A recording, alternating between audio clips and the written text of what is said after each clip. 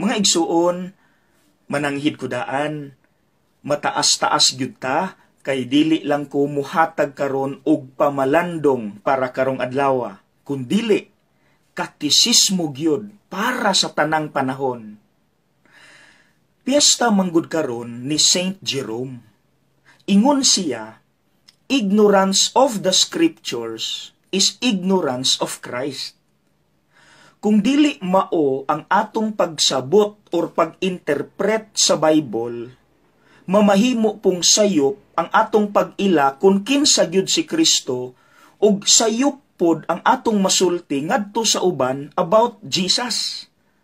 So ang akong itudlo ninyo karon, unsaon di ay pag-interpret sa Bible? Naay upat nga akong mahatag gikan sa among klase.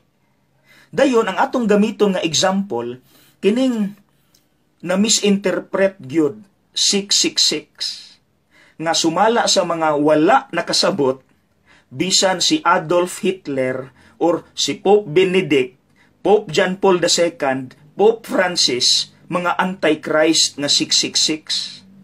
Sayop man na. Sige, magsugod ta. Number 1 nga pag-interpret sa Bible is ila-ilaha kinsay gasulat.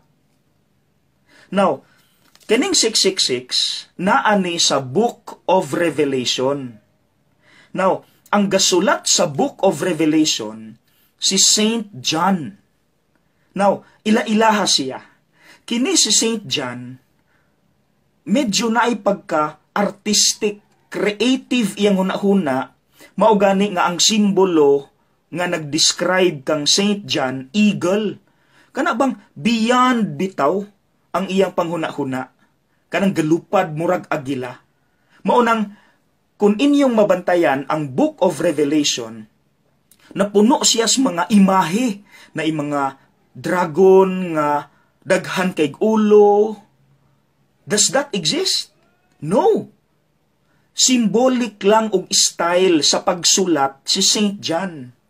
Maunang kanang mga imahe diya nga mga dragon nga naidaghang ulo, mga simbolo lang na, wala na nag-exist in reality.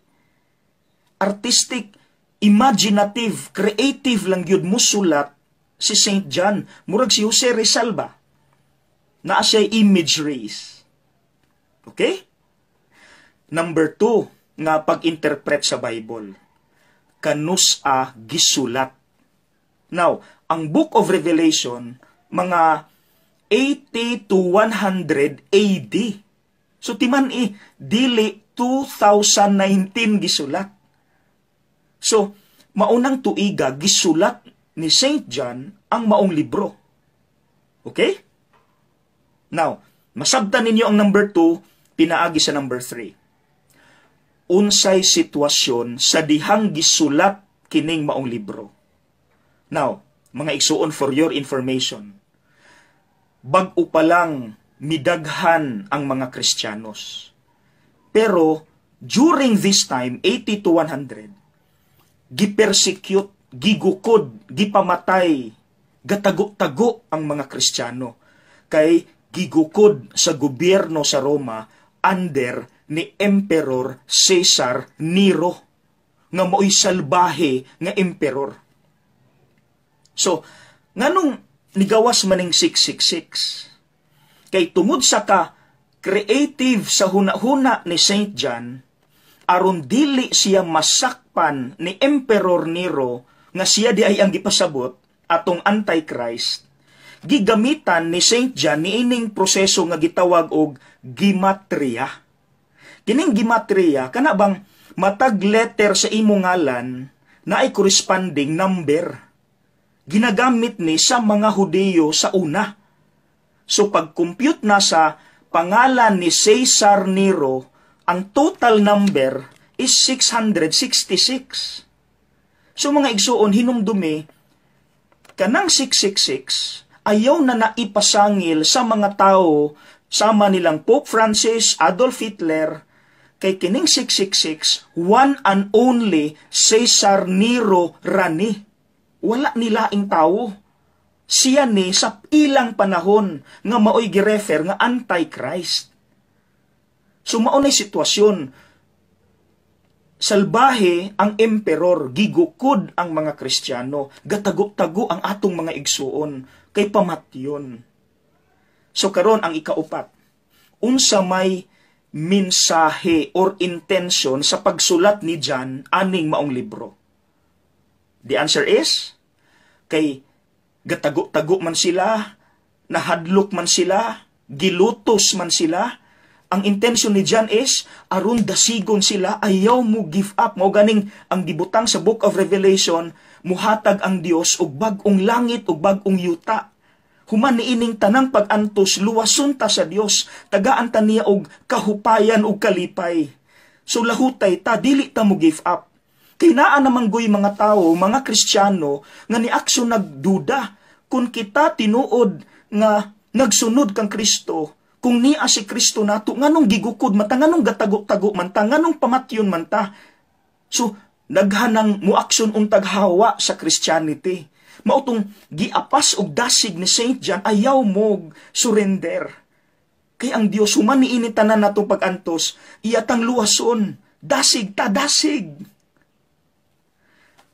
Mga igsuon, nasabta nato, akong hangyo, hinaot pa unta, mas daghang makabaluan ni, makakita sa video, mas maayo. So please, share this with everyone.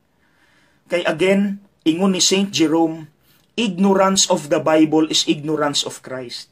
Maunang, unfortunately, na atay mga brothers and sisters sa laing sekta nga mabaw ang ilang pagsabot sa Bible, mauna nga ang ilang pag-ila kang Kristo, dili tong Kristo nga kanabang mo unify sa mga division. Kabantay mo sa ubang mga sekta, imbis mo unify, mangaway man hinuon, muingon man hinuon, kamiray maluwas. Mga igsuon, wala man na gitudlo ni Kristo nga ang salvation is exclusive for a certain group of people. Kaysa iya ganing panahon, iya ganing gihiusa ang mga managlahi. So maulagi na, kung mabaw ang atong pagsabot sa Bible, mabaw po ang atong pag-ila kung kinsa si Kristo. Masayop na hinuon ang atong pagtudlo sa ubang tao. Sayang. Mga igsuon, tabangi kog share ani. Please. Okay? Salamat. God bless.